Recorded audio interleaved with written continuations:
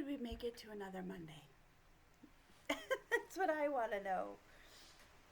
Oh, it's a dreary day, but my spirit is definitely more at peace. I've had so many of you share concern. And when I hit a wall yesterday, most of you just didn't expect me to keep going. And you just loved from a distance. That's so cool. Watching how things go, because when you grieve, I'm sure you've experienced it too. The world keeps going and you just want to scream, stop! Can't anybody tell it's not the same? I experienced the same when I lost my grandma. It was really tough. Grandpa too. Grandpa was the first. I think I was still in so much shock with Grandpa. But Grandma I had built a really special relationship with, you know. I was going to university at the time and she was in the hospital, and so I would drive to go see her. And I told my one professor, because he had my class after, like I had his class, sorry, after lunch. And so I would take my lunch break and she would just put out her hand and she'd say, don't go, don't go. And I couldn't go until she fell asleep. And some days she would right away and some days she wouldn't. And I would sit all afternoon. And I had the same professor for both afternoon classes, which was fantastic. So I talked with him and I said, this is what's happening. I'm not intentionally skipping your classes. Like, obviously I like your classes when I've signed up to take all of them. And he had such a sensitivity. And he said, you know what I'm going to do? You will not experience any pop quizzes. I'm going to tell you when the quizzes are. Because it's the kind of class where pop quizzes just kept you reading, because there was so much reading, and he would throw in quizzes about Chaucer so that you didn't avoid Chaucer, because you can't just catch up on Chaucer the night before the exam. Let's put it that way, right? And you read what you need to read in order to do the paper. Let's be really honest. So he would throw in quizzes to say, how far have you gotten, pretty much. Like, it was to benefit us as students. It was not to cause, like, he had more marking to do because of it, right? Like, he was an excellent professor. And so, mind you, his classes were also smaller because who really enjoys Chaucer? Anyway, that's beside the point. He said, you won't have pop quizzes because you need to be with your grandma. And so I will tell you when they're coming, and then you know that might not be the best day to go see grandma.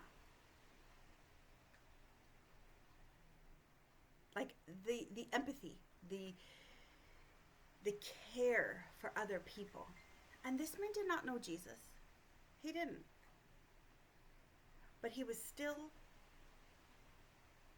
caring, compassionate, empathetic. And he ministered to me, like God ministered to me through this man who did not know God personally. He's created in the image of God, so of course he has goodness in him. Wow. What an amazing thing.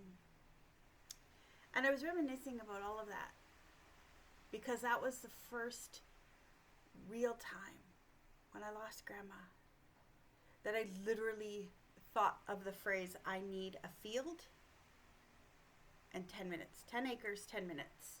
And it was because I wanted to scream. The emotions were so huge and heavy. I wanted to scream for 10 minutes straight. Stop continuing to live when she's not here to live with you. I have since said 10 acres, 10 minutes a lot of times.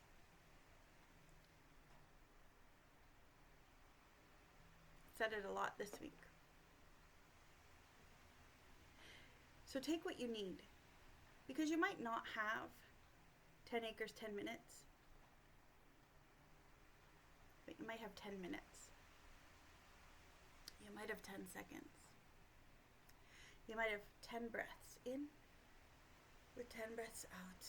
One at a time, of course, or else you're going to hyperventilate. You might have 10 seconds standing in the rain, sticking your face up. That's why I love contacts, let's be honest. And letting the rain fall on you. I stood in the rain. The neighbors honked as they drove by, and they just thought I was playing in the rain, kicking in the puddles. I went out with my bare feet in a little dress, and I just stood in the rain. None of the neighbors knew what were raindrops and what were tears, and that's okay. It was so calming to me.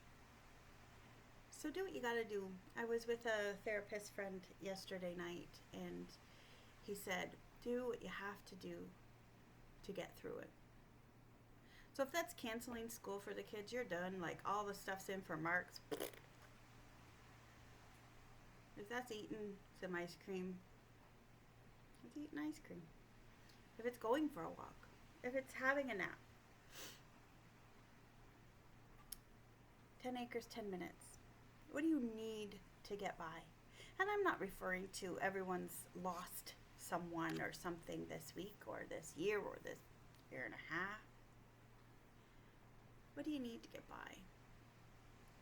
And not dangerous things, like not the entire 2-4 in one sitting. Not getting high every night because you can't cope. Do what you need to do to cope.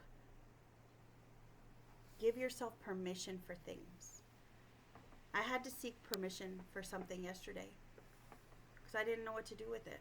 I had a situation that was overwhelming me huge. I'd hit my wall and I could not keep going. You know what it was?